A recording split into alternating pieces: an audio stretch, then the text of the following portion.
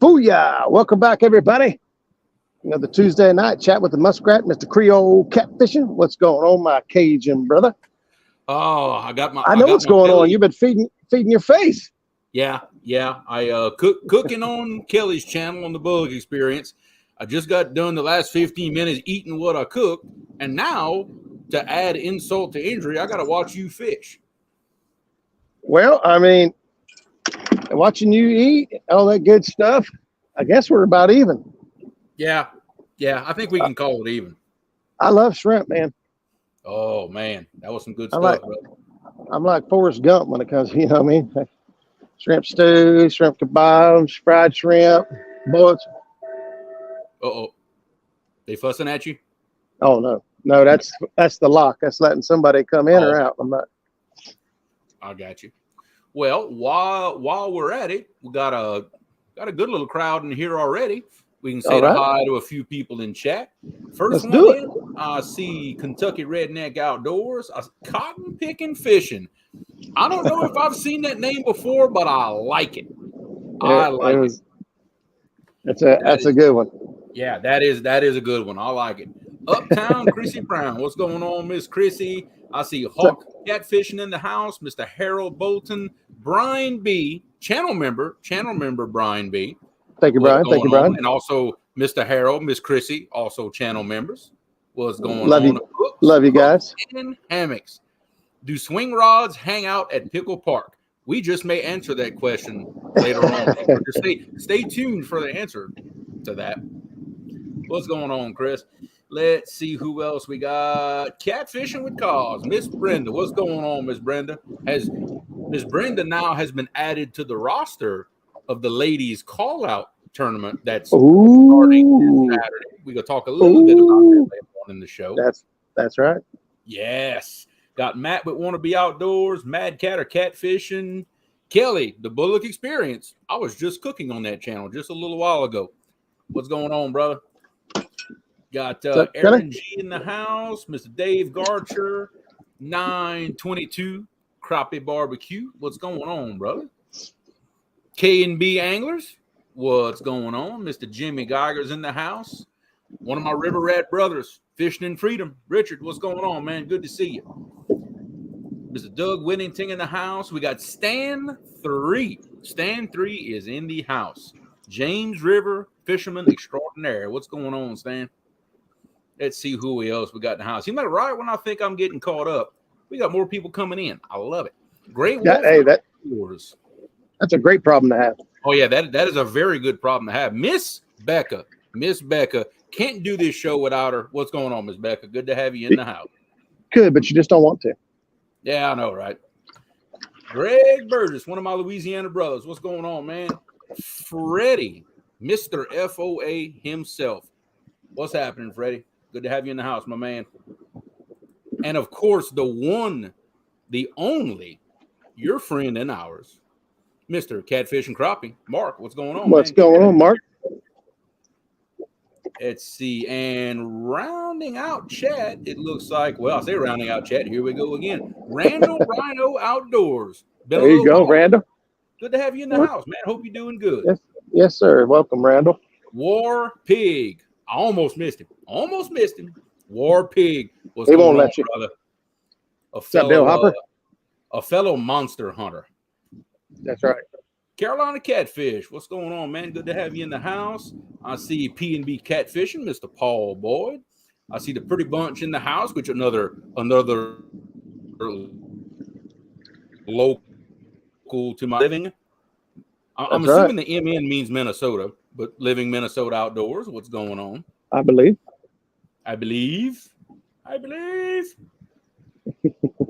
I'm in one of those moods tonight, if you can't tell. Hey, we like it. We like it. Too much caffeine, I suppose. So, Danny Stone, another one of my River Rat brothers. What's happening, Danny? And then now officially, all of the River Rats are in the house. My boy Jerry, Parker Pursuits. So we have all 4 River Rats are in the house tonight. There we go. I represent and thank you, River Rats. Jerry just put a good one on the bank. I know you was cooking live on Kelly's show, but I think he had a 30 37, 38, somewhere around there. I can't remember.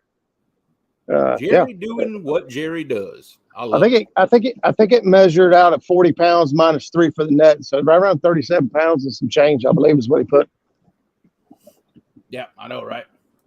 Matt, he says, I was talking to myself on Creole. Yeah, if y'all want to be active in the chat with everybody here, look, hey, jump on Roger's channel. That's where most of the chat is happening. You want to conversate with everybody, going over to Muskrat channel, that's the place to be. If you want to sit back and just watch and just enjoy the show, hey, then watch it on my channel. We've got options. We like to share the love a little bit, give Jeremy some watch time. So if you got it on the big screen TV and you're just kicked back tonight and pop some popcorn, Jeremy's channel would be great. Great opportunity to help him out. But if you want to jump in on the fun and throw a little smack talk, ask some questions, and just be part of the community, well, we'll leave a lot on for you right here. Yeah, there you go. Mr. Marty Bardo, Facebook user. That's on your Facebook, Roger. How's everybody doing? North Mississippi Catfish Club in the house. What's going on right there? Well, I don't know what's going on out here. I got out here first thing, jumped on about, 5:30, 6 o'clock, jumped on the show with Greenwell. And man, we had put 4 or 5 fish in a boat right away. And then it just been ever since. Hey, look, sometimes that happens. You know, I've got certain spots that it's the same thing. You hit it at the right time, the action's really hot for like an hour. Then all of a sudden, like you hit a switch, boop, they just move on out. Yep, that's it. It happens. Miss Melissa, I was gonna try to move and find us another spot for the live show, but I decided just to wait it on out, see if they move back on in here. Gotcha. Trophy Seekers Outdoors. Daryl, what's going on, brother? What's up, Daryl? Good to have you in the house. I am still trying to catch up with chat. Man, we got people piling in the house tonight. I love it. I love it. 76 people in the house so far, and we hadn't even started talking about fishing yet. We hadn't even got to the good stuff. That's right. That's good, man. James Fox, what's going on, man? Good to have you in here. What's up, Bink? Man, I can't wait to get Bink show. Bink's tournament coming up here next month, man. I'm looking forward to it. Sold out. Right after the show we had, they sold out. All seats are sold. If you snoozed, you lose. It's gone. You got to wait till next year. And you all right, War Pig? Hey, that's the river for you. Hot 1 minute, cold the next. Yes, sir. That's just how it is. You got to be there when it's hot. That's all. Hey, I'll tell you, for those of you that were watching on Greenwell's channel, I'm throwing whole skipjacks out here. Now I'm not throwing the giant ones, but I'm throwing whole skipjacks out here like I'm still in Alabama. And I caught one. It was I don't know what I said it weighed, 12 or 13 pounds on a whole skipjack. Hey, I've done the same thing. I've thrown whole ones that were like maybe 12, 14 inches long and caught a 10-pounder. Yeah. I'm like, what were you? It's like a dog chasing a car and he finally catches it. It's like, what are you gonna do with that? Yeah. That don't stop them though. They'll still hit it. JG Hill, what's going on, man? Good to have you in the house. JG Hill. Stonefly 71, man. We still got people piling in. 82 people in the house. I seen Trey Stroop also jumping in the chat. Yeah. Trey, thanks for stopping in, brother. Yep. So the barge or the siren you heard a minute ago apparently was letting a barge out of the lock. I got a barge come sneaking out the end of the lock down there. So that's what all that noise was about. But so, Jeremy, we're talking about fishing ledges, and I don't know about you, but I love fishing ledges. Why? Why do we like to fish? Why do you like to fish ledge, Jeremy? Do you like fishing ledges, first of all? Well, ledges are catfish highways. That is literally that's how they get around. Okay, catfish don't just swim around, oh man, just all over the place. They look like a deer uses a trail. Catfish use that ledge as a trail, and we're going to discuss exactly what we're talking about when we say the ledge, because I have some little tools here that we're going to use. Y'all might remember some of this stuff from last time. I know it. I'm excited. When we talk about a ledge, I'm going to do a little drawing first before I put it up on screen. That way it looks like I'm ready. You know what I mean? Oh, yeah. So, and here's the thing to think about ledges too. A ledge doesn't have to be like a big drop off, right? Sometimes a ledge may just be a foot or two difference Yeah. in the contour. So, around here we don't see this a whole lot, but like when we were down on Wheeler, Wilson, on the Tennessee River, fishing the river chain, there's a lot of lake areas that used to be creek areas, right? That's right.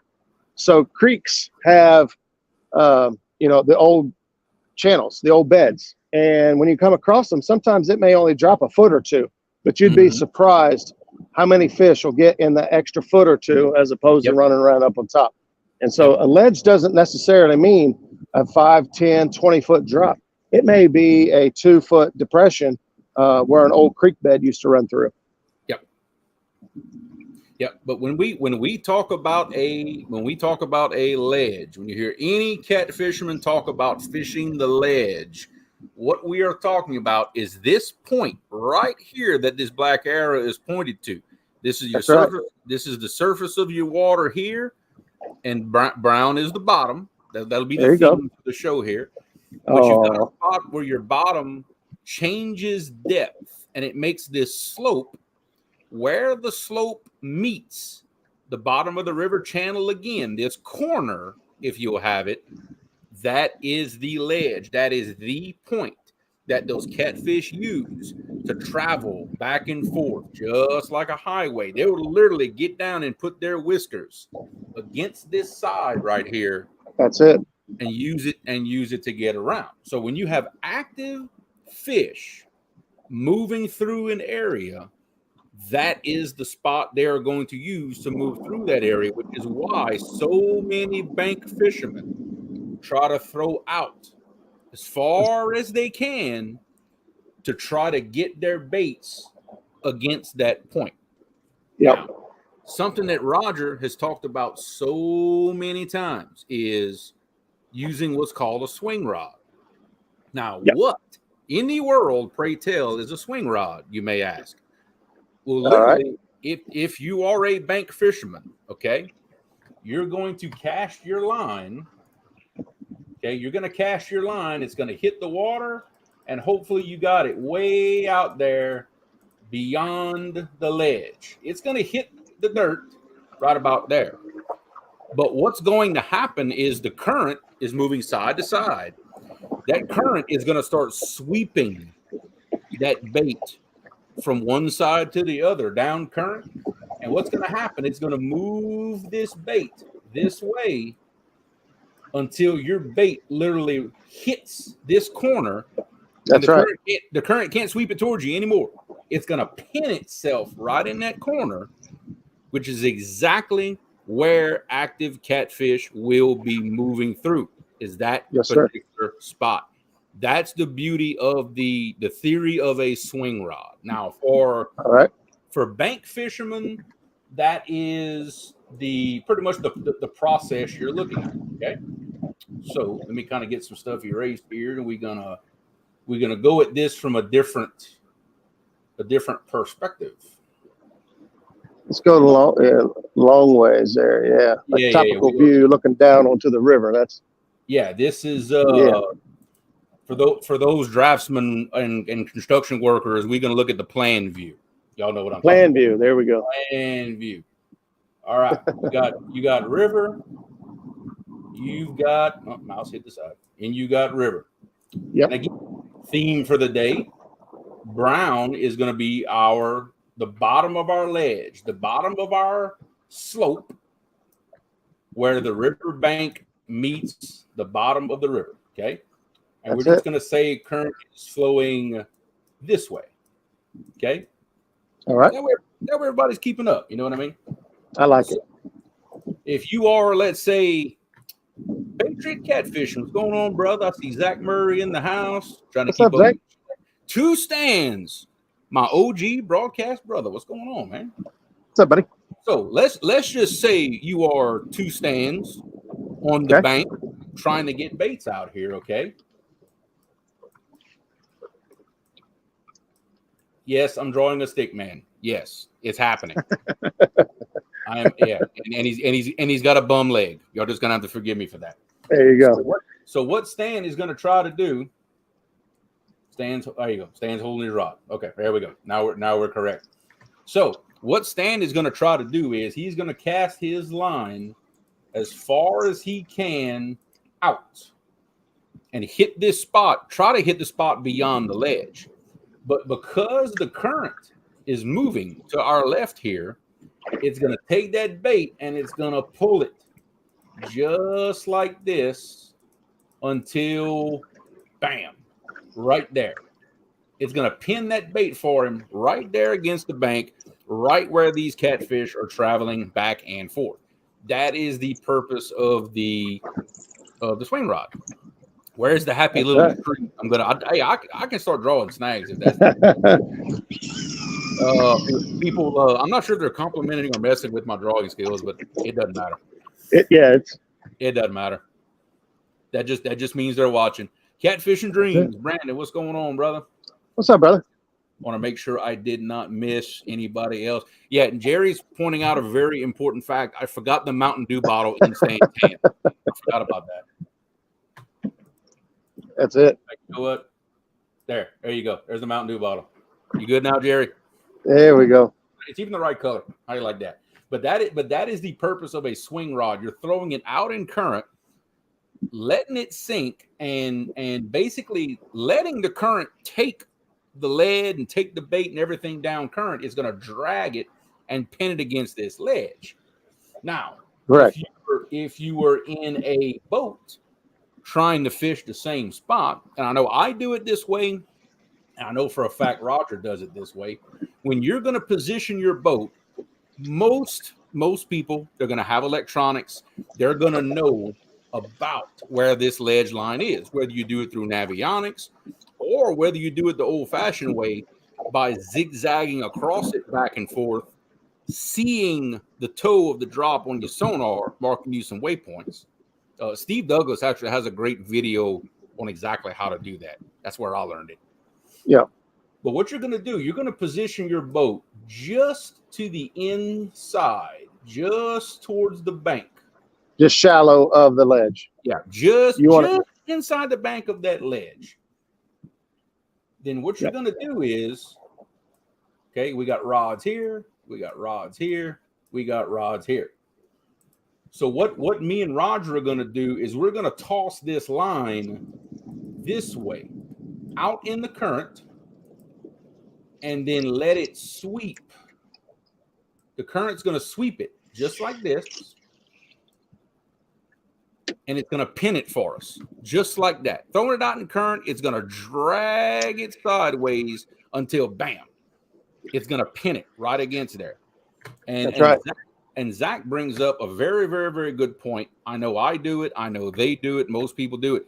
If you use different size sinkers, what that actually allows you to do is, let's just say the rod all the way to the outside, like what I like to call the fast side. It's the rod all the way towards the main channel. Okay. Yeah. I'm going to put a lot of lead on that one. Okay. I'm going to put a lot. I'm going to put, in my case, I might put 16 ounces on that sucker. Throw it out there, let it hit. It almost becomes a down rod. It's not very far behind the boat. Then the next line will represent a different color. Maybe you will put 10 ounces on. Well, when you throw that one out to the same spot, naturally it's going to drag it way further back before it pins itself. Okay. Yep. Now you've got two on the same ledge line, but in different positions. And if you really want to go for it, you take a third rod, cast it this way, and let it swing way to the back, maybe with 6 ounces on it. So now you've got 3 baits positioned on that ledge line right in the face of any catfish that may be working that ledge back and forth, traveling back and forth to wherever they're going. Yeah, that is without a doubt probably one of the most effective rods in our boat is that rod right there, this swing rod. The rod that, now see, there's also other things that happen. When you send that rod clean out to the middle or clean out to the side, It's not always guaranteed it's going to come back and hit the ledge, but it may fall into a dip, a hole. It may get hung up on a rock or a stick. Oh, I got a fish. Oh, got a fish. Speaking of that, he got a fish. Fish on, baby. We're gonna give Roger a little solo layout, reel in a fish. See, now it's a fishing show. Now it's a fishing show. As long as it's a little guy. I could feel him. Just being all squirrely down there. But hey, every live fish is a good one, brother. AJ's Mercantile. What's going on, man? Good to have you in the house. And Miss Pam with feeling catty. That a channel cat? Catty. Yeah, it is a channel cat. Hey, it's a fish. I like it.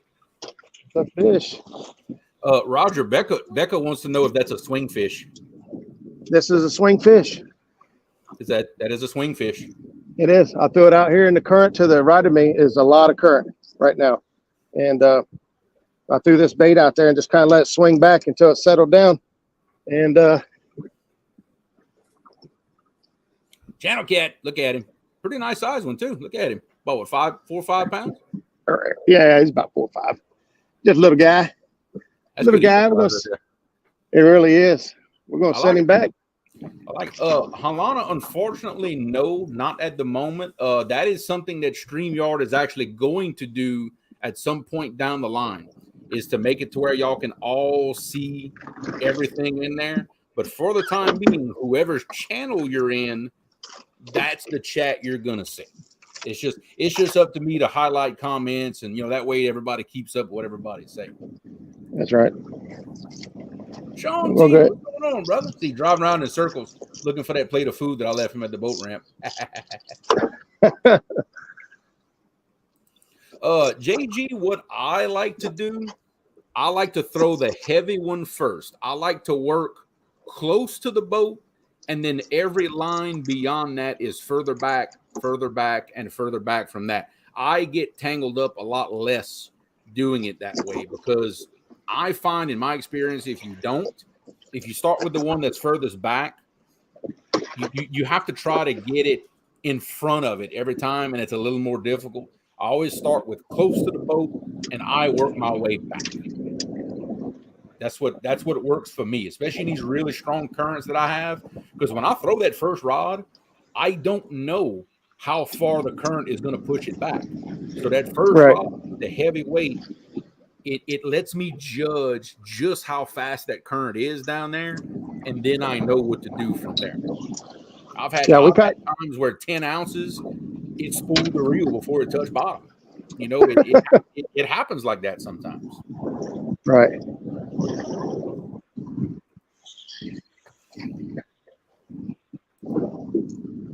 But it all depends on the current you're in, how fast it is. The depth of the water is a major player in all of this. The deeper the water, of course, the more line you're going to have to go, the more lead you're going to have to use to pin those baits.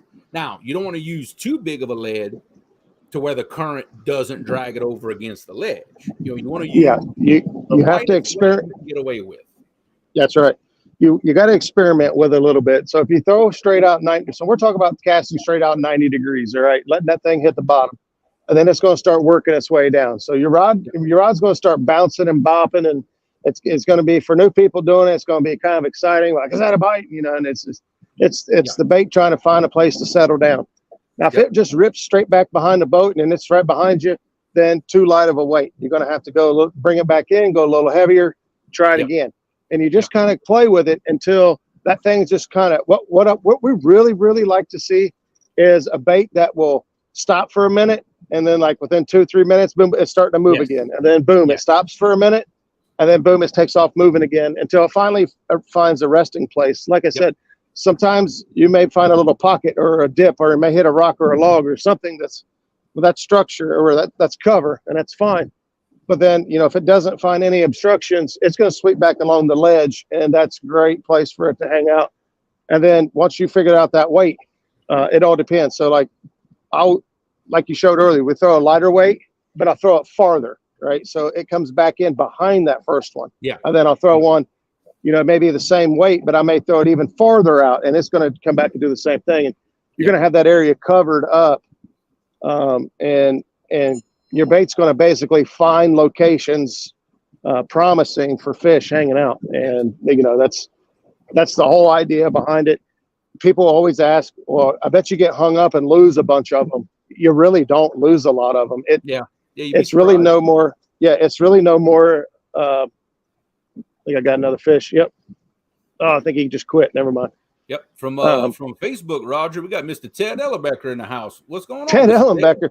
Hold the press. Yes. You talk about the guru of bait presentation right there in the house. He should be teaching this class, not me. That's exactly how I feel right now. I just got nervous. I'm like, oh man, I don't know.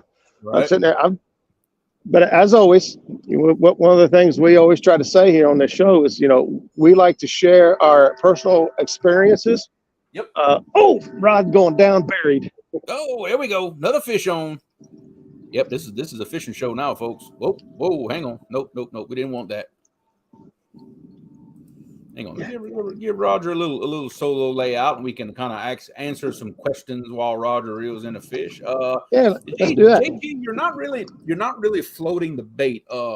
Now, the example I'm going to give you is for me in a really fast current, but I will throw that rod 90 degrees right out the side of the boat, right towards the middle of the river, and the second it hits the water, I'm letting line out, letting line. Like I'm trying to give it slack line, like no tension at all, because I want that bait to hit the bottom as quickly as I can as it's being pushed behind the boat.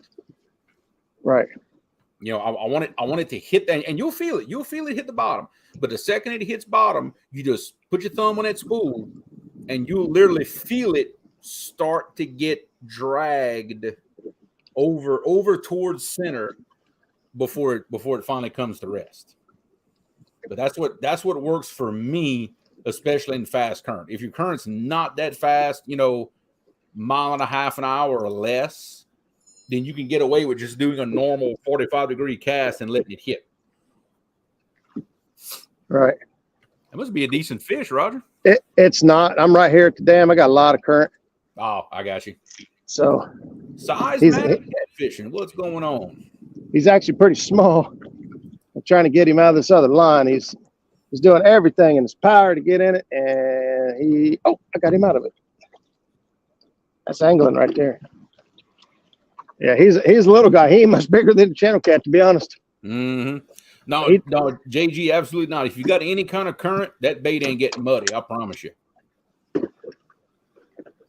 No, this technique only works in current. This isn't something you can do in a situation that.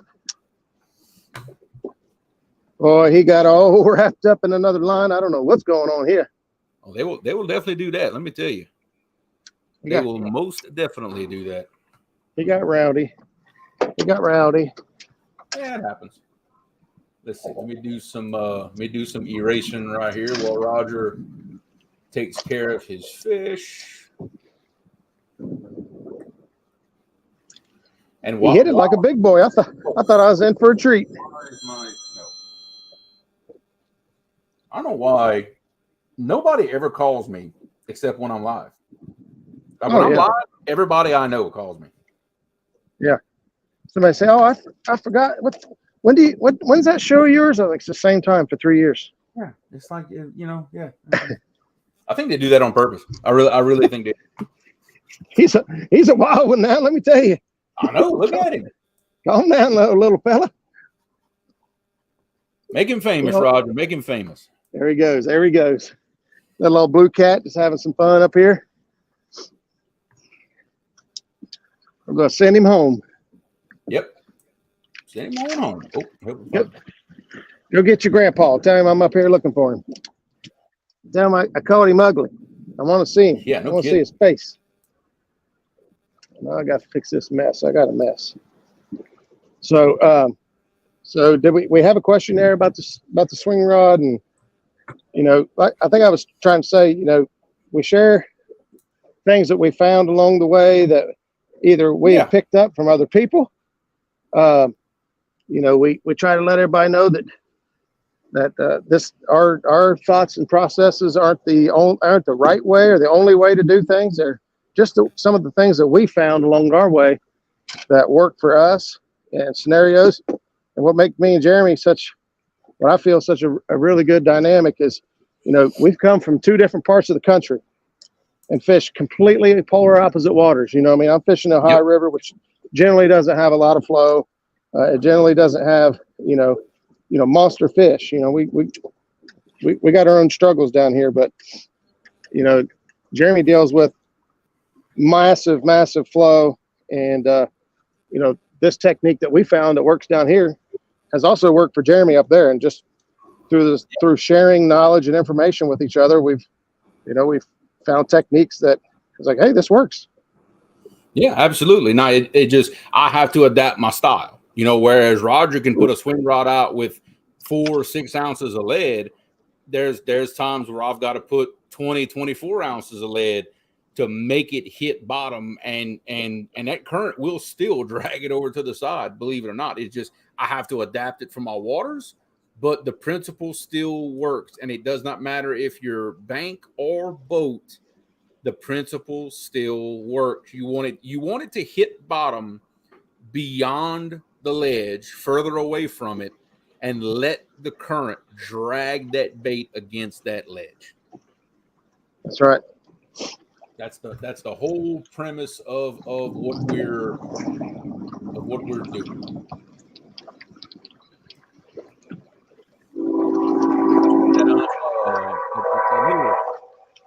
A little situation that I'm kind of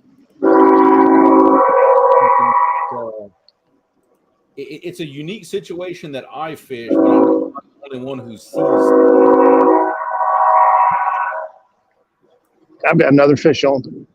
Another fish on. That's what I'm talking about. I think he may just get.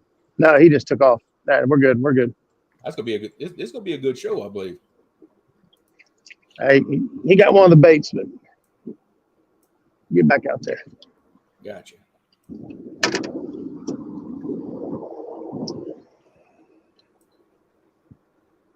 We're using our fresh Alabama skipjack. We're just kind of using it up. We was going to freeze it, but we decided we'd go fishing a couple of days, and now it's like, now it's 2 or 3 days old, and you're like, we've kept it on ice and always keep the drain open on your bait. Never let your bait sit in water.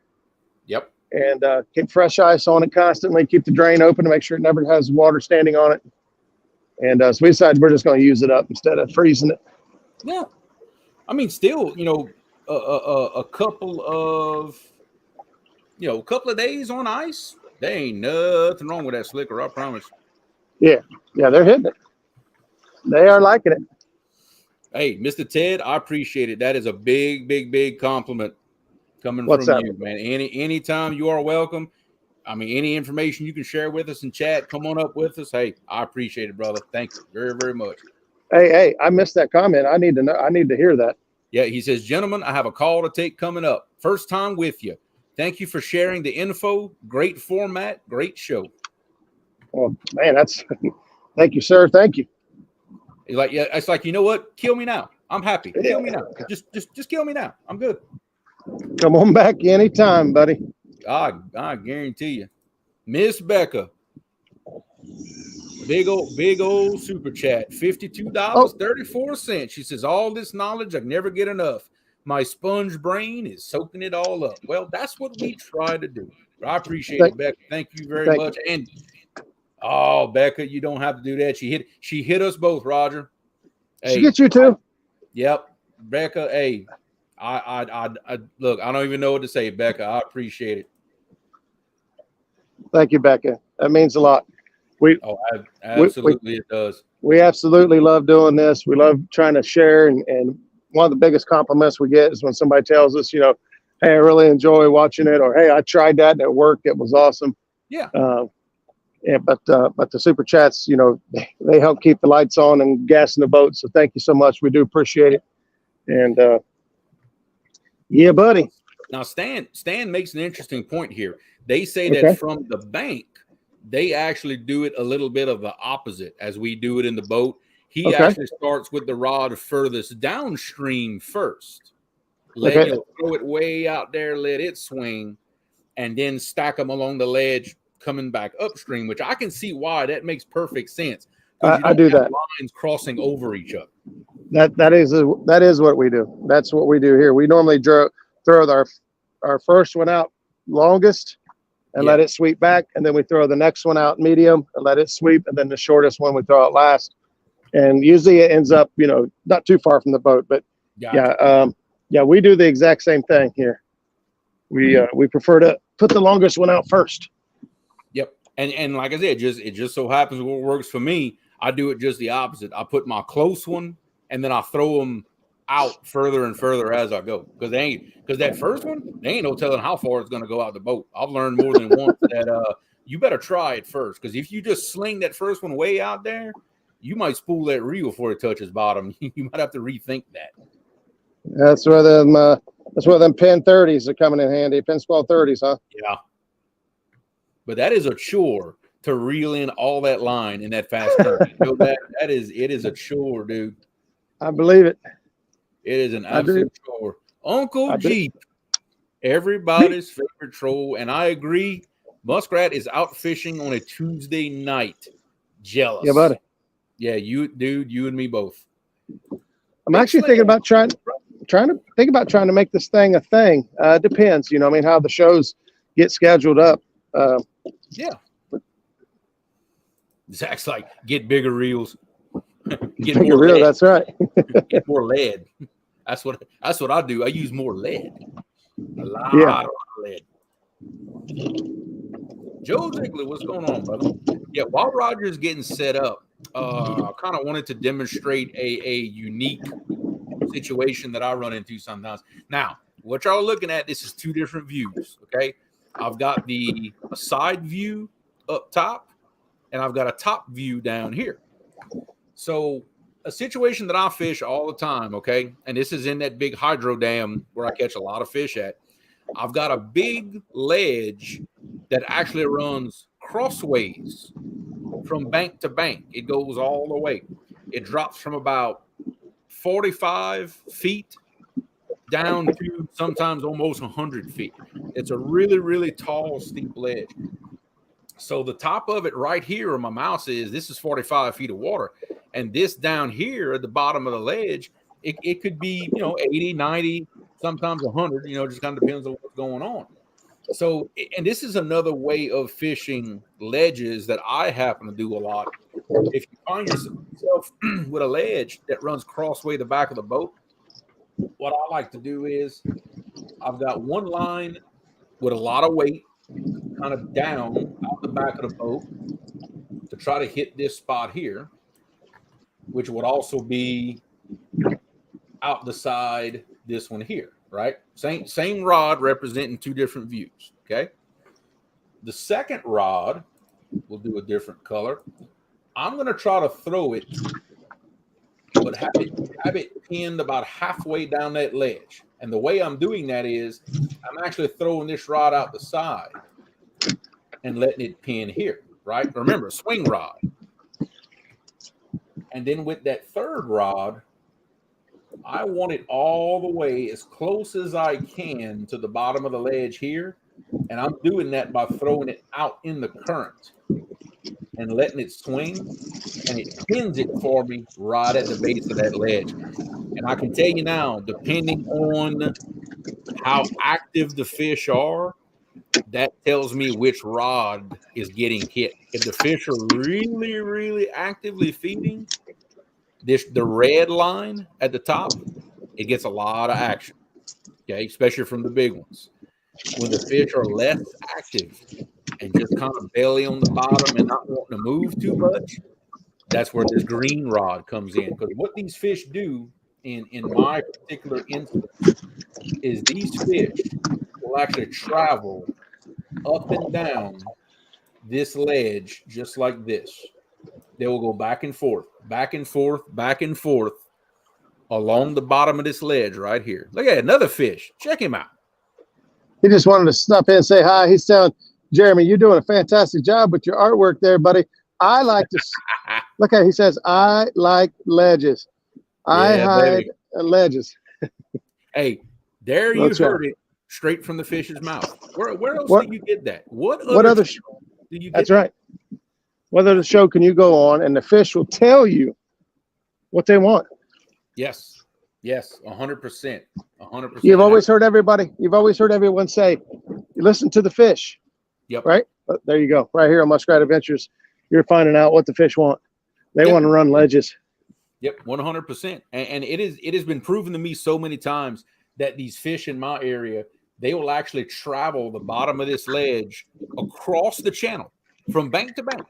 They'll cross it back and forth, constantly looking for bait, because a lot of times in this area, what they'll do, they don't just take a rod down straight behind the boat. They take a rod down and go sideways.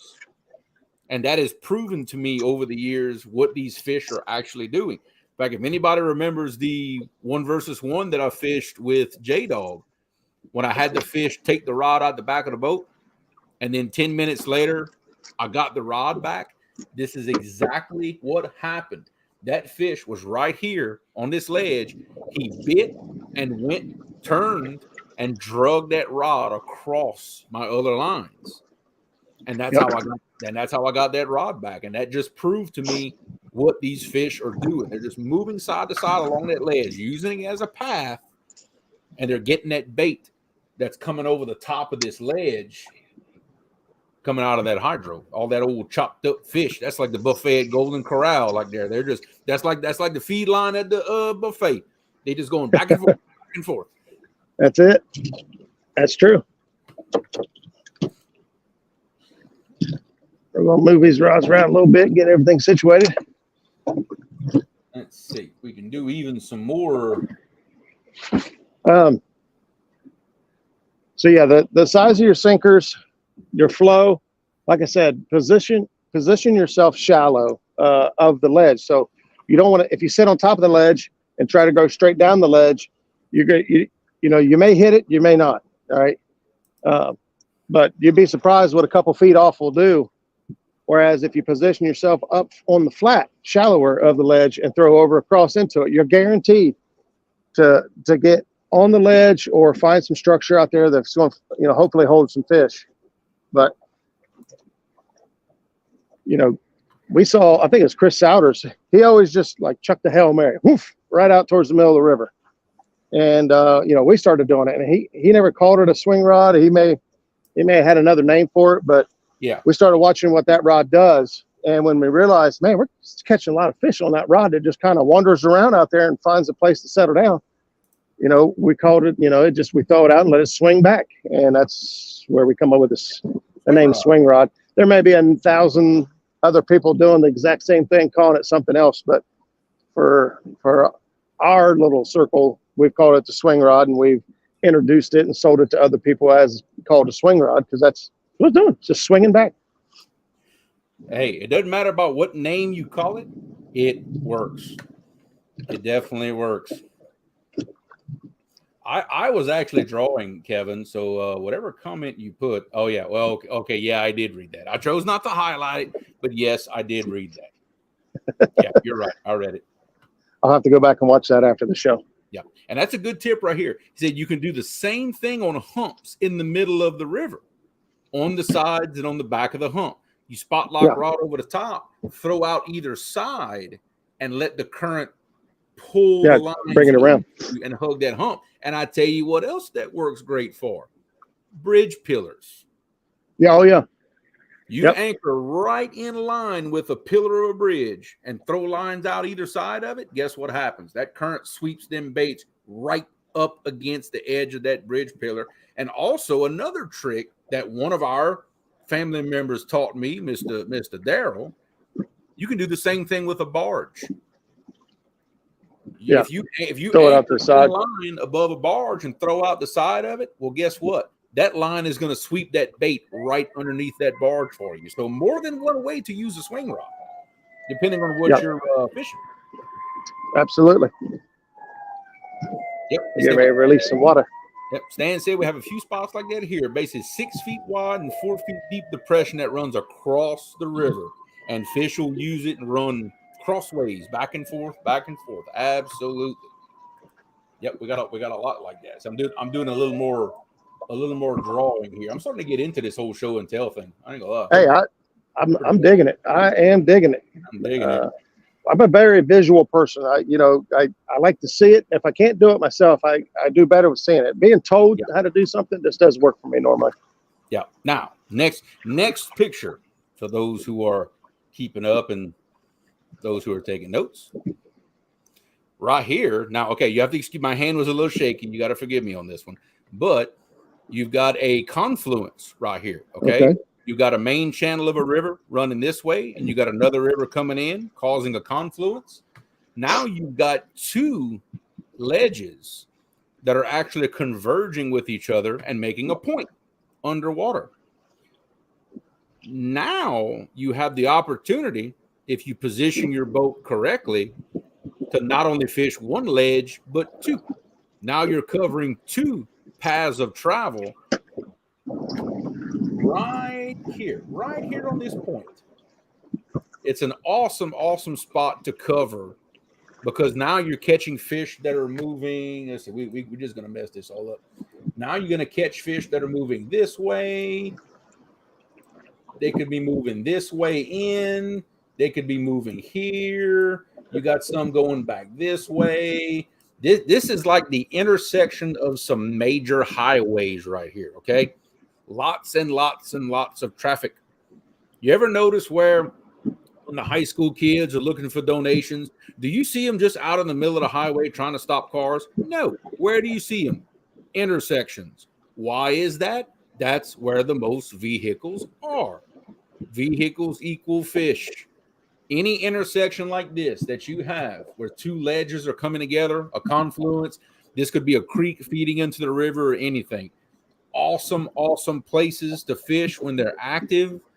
It increases your chances of fish literally running into your baits. Absolutely. And that's where you got a lot of time and experiences. That right there, that is your go-to right there. If you can just take a picture of that little circle is where Jeremy's at most of the time. Yeah, that is that's where I do. Honestly, that's where I do at least 50% of my fishing is a spot that, in fact, that's how I drew it, is my spot that looks just like that. The one thing to add to my spot is I've got about a 40 to 50 feet water depth difference between the upper river coming in and this side channel coming out. There's a big difference, and there's a big tall ledge right here. That's what makes it so good. That's what makes it so good. Matt, if I missed your question, if you want to post it in chat for me, I was so busy drawing, I wasn't paying attention to chat. I apologize for that. But Matt, whatever question you had, if you want to post it up, we can go back and revisit it if you want to.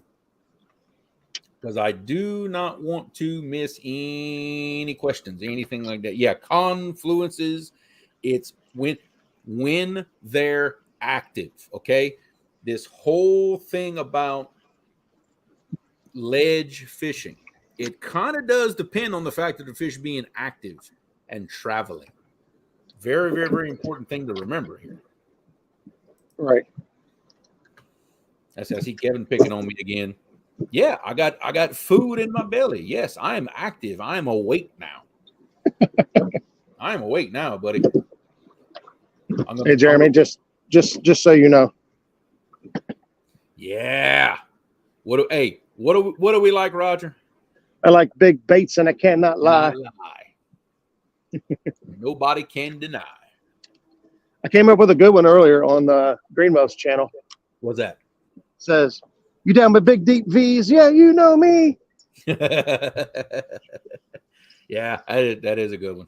That is a good one. Very, very easy to mess that up on a live show, though. You got. I got a fish on. I got a fish on. Oh, got a fish on. Hey, I got a fish on. Fishing show here. We don't just talk fishing. We catch fish. Well, and that's the thing we like to try to do is, catch fish. But we try to be a show that we're going to talk about it. And I don't think I got the fish. Oh, he been running right at me the whole time. I was like, man, where is this fish? Trying to catch up with him. He ran straight at me. We want to be a channel that you can go to and get information, but you want to know that we do the work, and we don't just talk the talk. We go out and we try to we try to show you that, this is what we do. And this is why we say what we say, and why we tell you the things we tell you is because it works. And we like to show you that we do it and it does work. Hey, this was like a better one than the last one, at least. I can't. It catches us fish. Right. Matt, to answer your question, I mean, as far as the rigs I use in these situations, still old faithful Carolina rig. The only modification that I like doing is about 6 inches above my hook, I put an additional barrel swivel, and I've got some line rattles above that. That way the line rattles don't go up against the hook. That's other than that, I run a standard Carolina rig for everything. I tend to not use sinker slides. I use 3-ways with clips on them. But it's pretty standard issue stuff. I have gotten to use spooks a little bit more. I have some that work for me now that don't get wrapped up in that strong current, and I've been catching fish on them. So it goes ways with me, but they both work. Both work great. This is a rod I just threw out there. Yeah, hit him in the head. No, it was the one before the last one. I'm hoping the whole skipjack goes down next. Yeah. There you go. Yeah, it's a nice fish. About 12, 10, 12? I'd say you're probably about right, about 10, 12. Okay. I like it. Woo, they released the water from the lock. You heard that siren go off, and they got my boat spinning clear around a circle here. I'm going to have a mess here in a minute. Carpenter, yeah, absolutely. Demon dragons work from the bank. I know lots and lots of bank fishermen out there that use them in both situations. Bank fishermen in current love them because the current action will make the rattle part of it effective and work. And then guys fishing lakes from the bank use it for the flotation to keep their baits off the bottom. So yeah, absolutely. I will say this though, in strong current, not really getting much of a flotation action out of it because that strong current will pin it down. You're using it more for the rattling at that point and not the flotation. Yeah, and honestly, for most floats, there are some giant ones out there that are doing a pretty good job. For the most part, if you're using a demon dragon, you're getting a little bit of flotation and a lot more noise. Of course, if you have one of these, you can float a big old bait with one of these. These are one of the. Are you talking about the mumbo jumbo giant? Oh my God! Yeah, I'm talking about these decommissioned submarines that Freddie has on the market now. This will float a really big bait. I will tell you right now. I don't know if y'all can get the gist of how big this thing is. This is it next to a 12-ounce Mountain Dew can. Look at this. This thing's huge. It's huge. Huge. It's huge. Huge. But if you want to float a big old nasty bait, holler at Freddie. He will hook you up.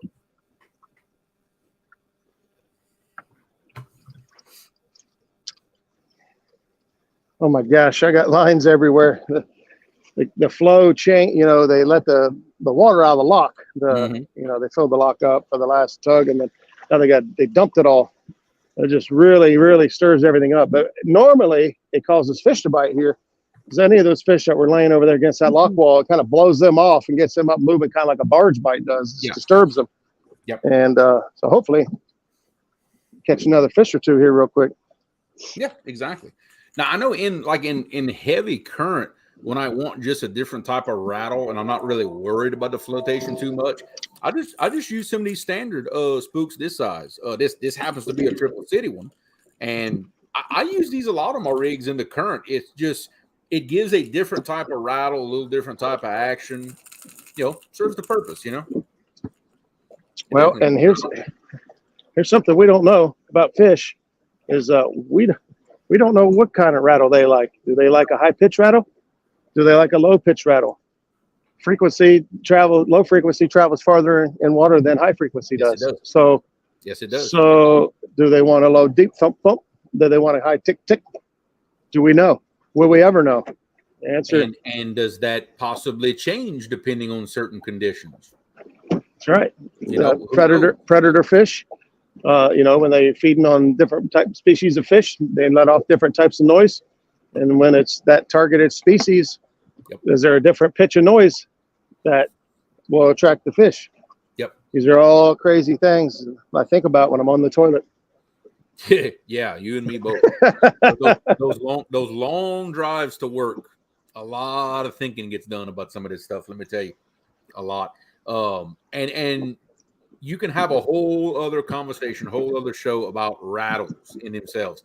Oh, now, yeah. do you need a rattle to catch fish? Absolutely not. No, you don't. People catch fish all over the country, me included, with a standard run-of-the-mill Carolina rig, a swivel, a leader, and a hook. Okay? It catches fish. Now, I will say this from my experience. I catch more fish on rattles than I do without. I do. I'm a big believer in if it works, use it. If it don't work, don't use it. Simple as that. I don't go for gimmicks very much. But you know what? I catch more. I usually run half and half. I run half my rigs with rattles and half without. The half with the rattles always seem to outperform the ones without. It's just if I catch one fish on a trip, he's gonna hit one of the rods with a rattle on it. That's my observations. But hey, that's how it is. I believe in them. I believe they help me catch a couple of more fish. So I'm gonna use them. And I agree too. And I've used this several times, but I'll say it again. My thought process behind the rattles, regardless of name, brand, or size or style, is I feel like the fish are curious. The rattle kind of gets their attention, and they might kind of come over and wonder what the heck that is. Yeah. And then your bait does the rest. Fresh bait, obviously, we preach it all. Kind of like what I've said before. If you heard a tapping coming from the kitchen, after a while, you're like, what the heck is that? And you're going to get up and try to go see what the heck it is. You get to the kitchen, and there's a fresh plate of chocolate chip cookies just come out the oven, and you're going to forget all about that tap. You're going to say, yeah, I'm going to eat one of these cookies. Yeah. And I, in a roundabout way, I feel like that's kind of what happens here with these rattles and with these fish is the rattle gets their attention. They kind of get in the vicinity to figure out what it is, and then your bait does the rest. Yeah, 100%. And look, Lee Evans makes a very good point. He says for him in his situation, he sees no difference between using a standard peg float and compared to running a actual demon dragon, which apparently in your situation, the flotation is the important part of the equation. As long as you have flotation, that is helping you catch fish. But that's all the differences in the different bodies of water. The flotation doesn't do me any good because no matter what, I don't care what I put on there. You put a buoy ball, maybe to the bottom. It doesn't matter. The only way I can get my baits off bottom is to run a 3-way rig with a sinker drop. That's the only way I'm getting baits off bottom. That's what I meant to say earlier. The 3-way rig, in my opinion, is the preferred rig to use when using the swing.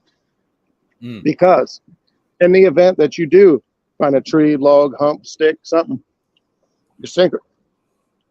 Excuse me. Carpenter Catfish with a $2 super chat. Appreciate the support, brother. Yes, thank you. Thank you very much. Appreciate that. If Roger does a choke first. You got me all choked up with $2. Roger, it is awfully hard to give you the Heimlich maneuver through the live stream. I could try, but it'd be awfully hard. I love you, Jeremy, but I in no way, shape, or form want you to lick my hind end. Got you. I second that notion. Three-way rig. If you do get kind of hung up or whatever, use that 3-way rig to break off that sinker and save the rest of your rig or save your fish. Yeah. Yeah. Laura, which I want to say one more time, congrats on the 1K. She's been working her butt off. Hard work pays off. She actually made her 1K while on the river rats. And hey, congrats, girl. You definitely earned it. I missed it. Who was it? Laura the Explorer. Lori. All right. Yep. J-Dog got his 1K this week too. Yeah. A lot of people hitting the 1K. I love it. Yeah, and Ah, here's what I like about J Dog and Lori doing it is some of these guys is like, man, they've been at it for a while. They're doing it the right way. They want the right subscribers. They're not doing these, hey, rush me to 1,000 as yep, fast as you can, and I yep, don't care if I ever see the 100%. people again. I want subscribers that want to Yep, be there. That's going to help my analytics and help me, yep. become better later. You get more of a loyal following that way. Right. You really Yeah. do. Your sub count doesn't go up, down, up, down, up, down. It takes longer, but the people that sub to you stick with you. Yeah. It means to me, it means more that way. It really does. It does Let's me too. see. JG had an interesting question. He said, "Does the rattle attract bait?" He said, "Just food for thought." I don't know. That Right. is a That's a great question. And, if it attracts catfish, I see the reason I feel like it attracts catfish is because of the lateral lines and the science of the catfish, just how well they can detect vibration and movement in the water. Not to say that any other fish can't do it just as well. But if it attracts catfish, I don't see why it wouldn't attract any other fish. And, I don't know. it may have something to do with it. I don't know. That's a great question. Now, Jerry makes a very interesting point, and I've never had this happen to me. And I know I've heard y'all talk about it. He said he knows cats will home in on rattles and spooks because he's had fish crush them and actually not hit the bait itself, like either crush a peg float or actually hit the demon dragon itself. Yes, I actually used to attach a quick clip to the back of my demon dragon floats, demon dragon style floats, or whatever you want to call them, and put the hook directly on the tail end of it.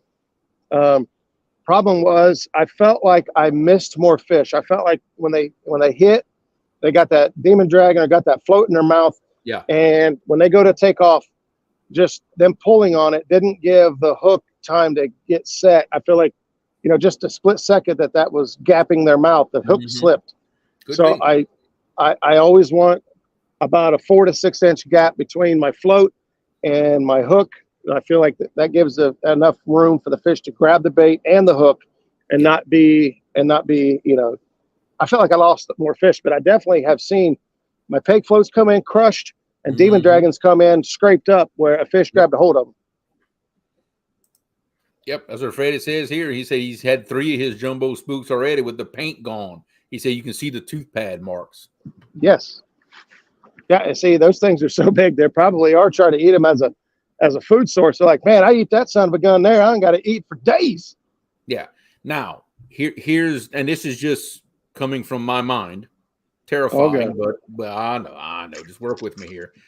Do you think it's a possibility that, especially with a bigger fish, when they come up to the bait, when they open their mouth, they're actually inhaling everything. Do you think when they inhale it and bite back down, that's how they get that spook in their mouth, that they're just inhaling the whole thing? And that's why they crush it? Yeah. Yeah. I'm not 100% sure if they're hitting all of it, the bait and the spook and all. I'd imagine with their hunting abilities, they're able to pinpoint their target more precisely. I'm going to say they're hitting the spook. I'd say they're hitting the spook as a predator. Like they're actually deliberately hitting it. Yes. Yeah, very well. Yeah. Yeah, I feel so. You talk now. I think this is more for flatheads because the flatheads are, a very sight fish, right? They ambush predator, apex predator. They attack from below. But you talk to bass anglers who catch flatheads all the time on crankbaits and whatnot because, it mimicked a shad or mimicked something, another live bait fish. And then flatheads, they just see a fish and they attack. The taste and smell and stuff is also part of their arsenal, but their vision and their ability to detect movement and vibration. You get a lot of guys that catch, nice fish on fast lures and even crappie jigs because they see it and they eat it, regardless of taste and smell. A great example of that is kayak catfish, right? So Justin Johnson, he uses that fly and it floats below the whatever. Well, he's been doing live scope. He's been taking that fly and he's been casting that fly at catfish and catching them, blue cats. Yep. All right, with a fly that has no scent, no flavor whatsoever. That's They're right. only hitting it on sight. So I think their precision, their ability to attack accurately is a lot more specific than what we imagine. Yeah, and I think too, water depth and water clarity, I think is going to play a lot into that. In shallower water, cleaner water, I think those fish use their vision a lot more than, let's say, in my situation, in 100 feet of water that you can't see 6 inches into. Yeah, see, light penetration supposedly ends, and I'm going to assume this is all based on clarity. Mm-hmm. Light penetration doesn't go beyond 30 feet. Yeah. So after 30 feet, the visibility and the fish's ability to attack based on presentation or presence, I think is quietly diminished. Vibration, on the other hand, could still be effective. That's right. Yep, which they can feel all that. They feel vibration. There's studies that show that they actually, almost like sharks, that they can sense the minute little electrical signals that anything alive actually gives off. They are one big sensory organ: taste, vibration, sight, electrical, everything, everything. Yeah, one of the things that I picked up from Epic probably 2 years ago was the fish's ability to pick up electromagnetic or electro currency in the fish's nervous system. So a fish being alive and electrical pulse going through their body and their nerves, the fish can detect that. And even when you cut a live bait, even if the bait dies, it still has nerves that are able to be detected for up to 2 hours after it's been cut. So a lot of people say, I catch flatheads on cut bait all the time. If it's really fresh cut bait, and I'm not saying you can't catch flatheads on any cut bait, because that's we both know that that's false. Mm-hmm. But I'm going to assume that most of them are being caught on fresh cut bait, and that electrical pulse is still in the meat, and the flatheads are able to detect on that. Yeah, 100%. I mean, I haven't caught many. I'll be the first one to admit that, but every yellow cat I've caught so far on rod and reel, every one of them has been on cut bait. But oh, really? Yeah, I have yet to catch a yellow cat on a live bait. I have not. Now I can count on both hands the ones I've caught. Now don't get me wrong. I don't target them hardly at all, which I'm hoping to change that. But the ones I have caught have been on cut bait, but it was fresh. It was really fresh cut bait. Right. Yep. And LG has an interesting observation here. He says, in all the years of his bass fishing, every flathead he has caught by accident while bass fishing has come on jigs with scented trailers. Really? Everyone.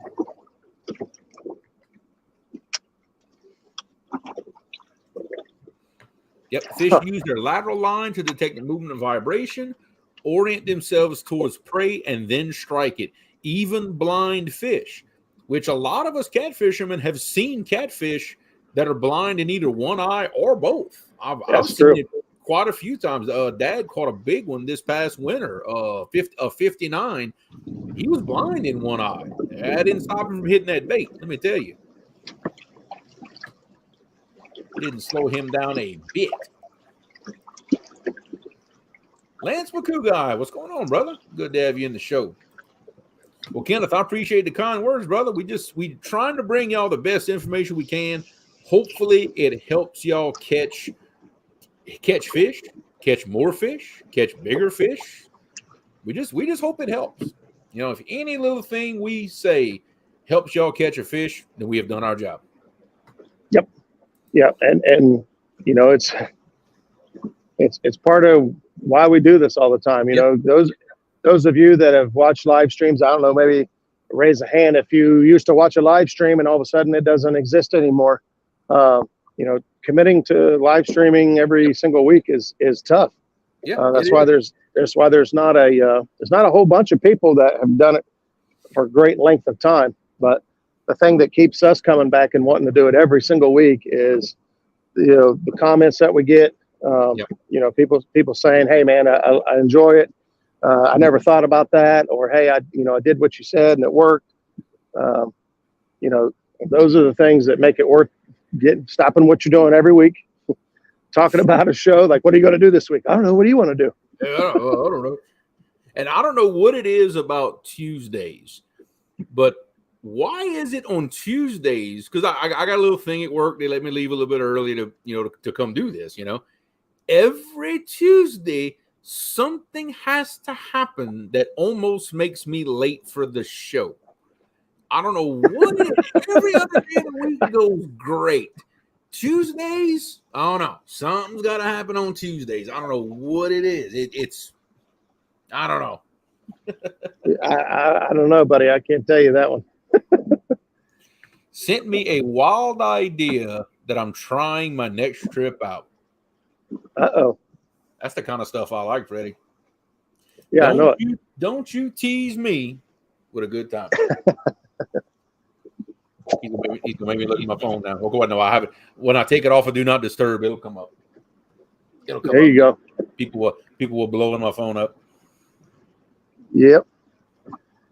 Well, Roger, we already past 8 o'clock. Can you believe that? We burnt through this. Woo. We burnt through this so fast. Monty Sheets, what's going on, brother? What's up, Monty? Just in time to see the end of the show. That's right. In time. But I tell you what, hey, if you want to know all about it, hey, all you got to do is go back and hit that replay button, buddy. We shared some awesome information tonight for the bank anglers and for the boat anglers. This is all over the place. Yeah, this technique is good for all different types of situations, scenarios, and you never know when you're going to need it. And it's just another tool in the toolbox, as we all say. It's not something you can use all the time, every time, but it's something that just one time you might be like, hey, you know what? I want to stack baits along this ledge down here and see if it works. And a show would not be complete without my wife trolling me. Hey, of course. It wouldn't be complete without her trolling me. And thank you, Laura. And I might be in the doghouse because I cooked something that she doesn't eat. Oh, that might be. She don't like shrimp. So. Oh no. No, she does not like shrimp. Can you believe that? I don't understand. I don't know. I married her anyway, despite the flaws. But what are you gonna do? Well, if I wasn't in trouble before, I'm in trouble now. Yeah. You opened that one up. Yeah. If you see a very large object flying across the room towards my skull, then that kind of tells you. Well, I think I don't know if I'm going to go try another spot or not. I don't know if I want to call it a night or. Man, I caught some fish. I want to catch a gooder one. I think you need to. I mean, I would say upsize the baits, but you're already fishing with donkey baits. I've got a mixture. I've got some smaller baits out there just to have some fun and be entertaining. But I've got some monster baits out there too because I'm looking for monsters. Yeah, you got to have a little variety. Nothing wrong with that. Oh, before we leave, guys, this weekend. Yes, the ladies call out challenge. Y'all do not want to miss this. The smack talk has been, to call it epic, fire. Doesn't even do it justice. It has been awesome. I have been Saturday morning, 8 a.m. Eastern. The first installment of this tournament is going to be on this channel right here. Well, my channel, on your channel, Fishing, and Miss Christina Dunnigan will be co-hosting with me. Ooh, that's going to be a good show. And then after that, Saturday afternoon, I wish I had the thing pulled up right here. What I actually showed. I know. I'm not prepared. Channel. Yeah, I know. I'm not prepared either. But we're gonna have three rounds of tournament action this weekend. One Saturday morning, one Saturday afternoon, and one on Sunday.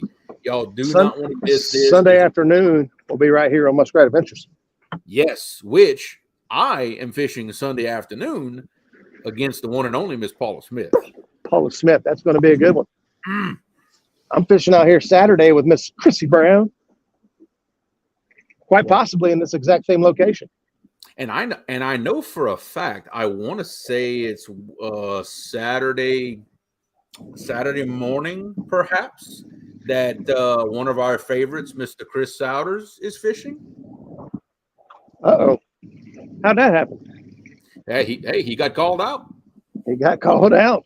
So Chris Souders is participating in this tournament that we're doing. So yeah, they drove some big names into this. I'll give Tanya some credit. I know she's had some help, and so I don't want to be rude, but Tanya has put a lot of work into doing this. Yeah. I appreciate, I talked to her this week, and she was a little short on the money that she was trying to raise for the medals for each winner of each battle. And we put a challenge out there to get it done, and man, the community rose up and helped get that money raised to where we can cover the shipping and the medallions. So just hats off to Tanya and whoever all is helping her get this thing going, because she's put a lot of work into it and put a lot of time into it. So Tanya had her hands full just wrangling the kids in the group chat. Yeah. She's got her hands full with that, because we and I say we because I'm definitely one of them. We can get a little out of hand at times. Yeah, it is a definite. But y'all, look, this has been a long time coming. This is something that has been talked about ever since I joined this community years ago, and it is finally happening. Y'all do not want to miss this. This is going to be something that people are going to talk about for a long time. Trust me. Yep, I agree. It is going to be awesome. Well, guys, we had a great show. We appreciate everybody hanging out. We had a really, really, really good crowd all night. That's it. Appreciate y'all so much. Next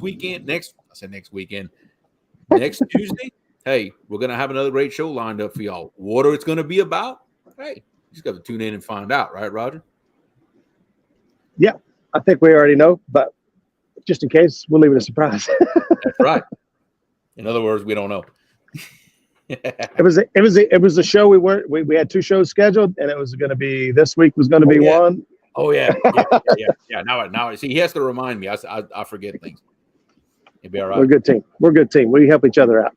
That's it. So, all right, guys. Thank you guys for being here. Thank you for another great Tuesday night, Jeremy. Thank you so much for your talent on the easel board. Yeah, baby. And thank you guys again for tuning in. We'll catch you guys here next Tuesday night. Same cat time, same cat channel. Bon pêcher, everybody. Good night, y'all.